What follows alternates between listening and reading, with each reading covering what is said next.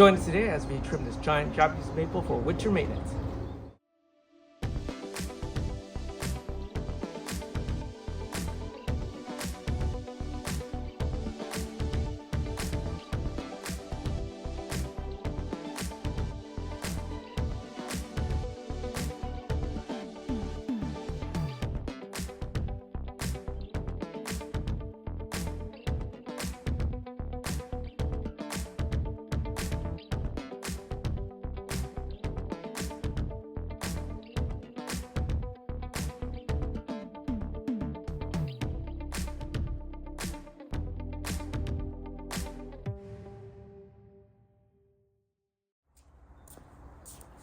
Welcome back, everybody. So in this episode we're going to trim this Japanese maple back for winter silhouette.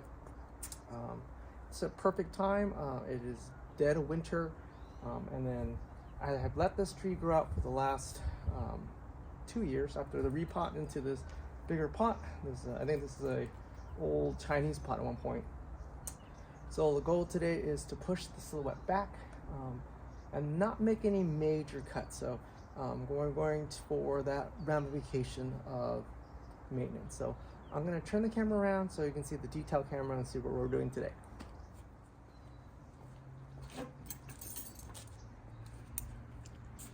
All right, welcome back, everybody. Again, this is the detail camera in this case. So today is really simple tools, some butt shears, figure out that, any shears work, and tweezers. Okay, and then basically we're looking at some of the structure today. First thing you want to do is clean the tree. So any leaves are still on, I still have some green leaves on this tree, amazing or not. You want to just pull them away from the petiole. Any dead branches in the crotches, you want to clean those out as you go. And it's just kind of trying to make it look presentable at this point, especially when leaves has fallen off. This is also a great time if you need to lime sulfur or to spray your trees with fungicide or pesticide. It's a great time to do it when everything's dormant. Just make sure the root mass here is covered so it doesn't absorb into the tree and you kill the tree. So that's done. So this is what takes the most time for Japanese maples. What you're doing right now is we're trying to refine that silhouette. So what I like to do at the ends is I try to cut it down to the first node. Okay, on all my branches. That's the first thing I do.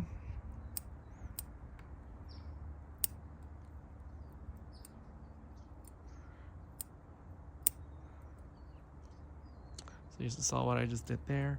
And what it does is I'm trying to reduce that, the overall mass of the tree, and I'm trying to ramify. So while if I let this branch go out, the buds out here will take off, and I just want these to have that lower. And then what I did is, you can see, is I left a little bit of that stem to die back. And let's do that.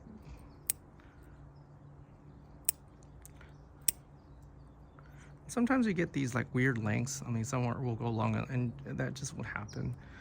This is also a great time if you need to go back to kind of like shorten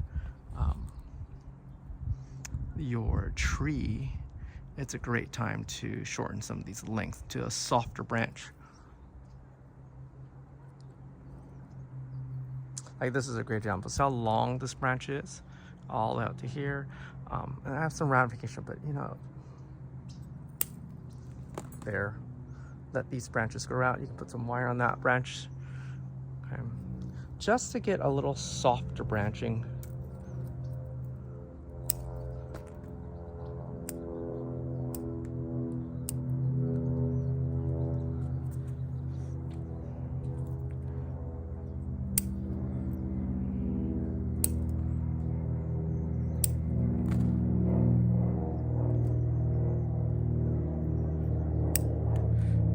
Some people say, I call growing deciduous is like you take 2 steps forward and take 1 step back.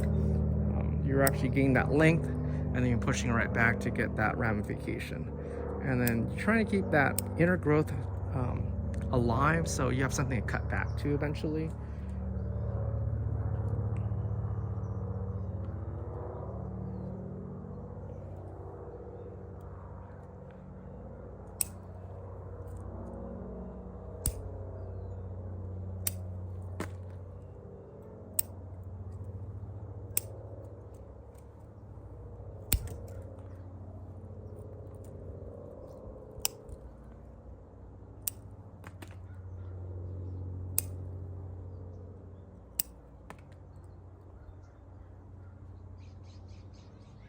See how thick that is? So straight. I'm gonna cut it there.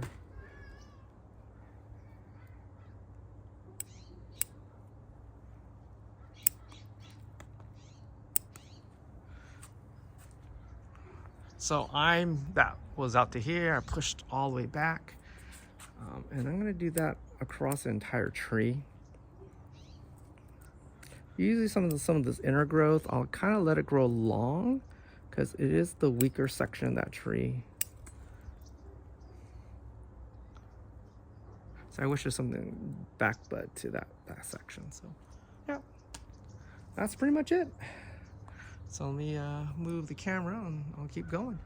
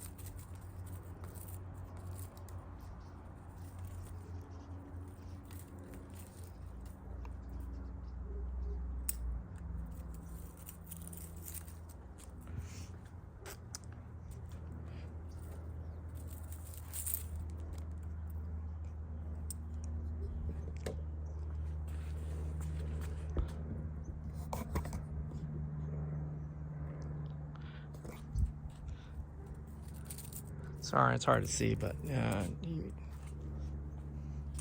means I can separate the branch out so you can see a little better. See that? See how that's that Y section is really thick section. If I cut it here, back there.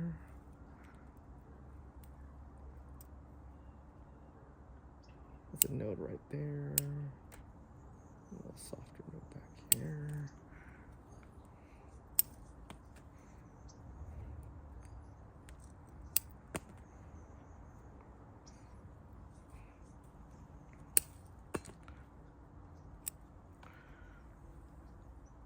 And this type of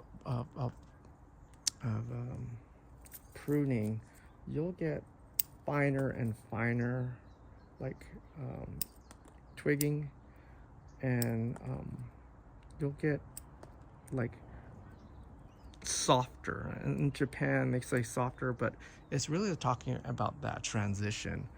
So the entire length of your inner nodes are very different.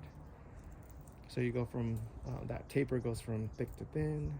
That's the softness they're talking about. So that transition is not very, it's very elegant and what you call it? A nice transition. And that's where they're trying to say.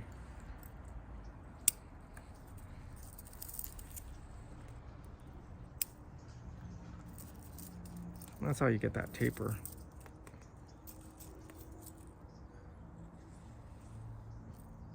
That's how long this internode is. Let's cut that off.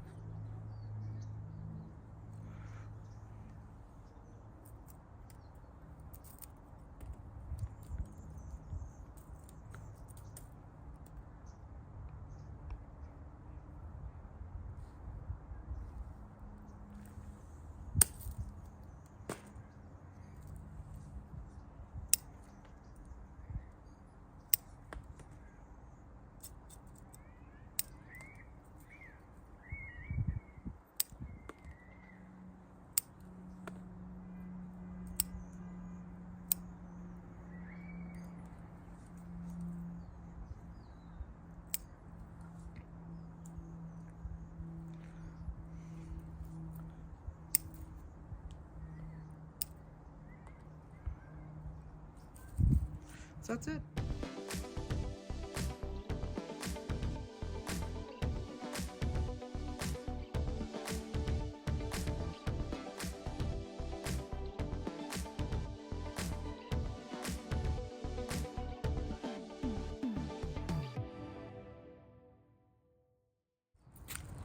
I wish I had a better background for you guys to look at, but I think this is it for now. Removed all the leaves, kind of cleared out most of the dead stuff. Try to reduce the overall silhouette a little tighter than normal. Anywhere I saw congestion, I kind of trimmed it back down to 2 main branches, and then you saw what I did. I really reduced the top a little bit because this is Kashima. So it grows top heavy on this one. Yeah. And put it back on the bench, fertilize as normal. Unlike most practitioners, I fertilize my trees pretty heavily. I found the healthier they are, the better they grow. And then I'll do some leaf plucking. Probably when it emerges. I may keep in a pot 1 more year. This is like the 2nd year. It's a little tilt back a little bit, so it should tilt a little more forward. I need a bigger pot for this tree technically. It barely fits in this one. But yeah. Oh, a little history about this tree. You've probably seen this tree before. This was an Ed Clark Kashima. It was on his benches for a long time as a mother tree. Cut this back as cuttings to produce the smaller trees or cuttings, graftlings for his tree. So this was that mother tree of his. That's why they're kind of like lanky here in spots, and I just produce a tree that best fit the character of the tree. So yeah, that's it. So if you guys like the video, like and subscribe, and I'll see you guys next time. See ya. Bye-bye.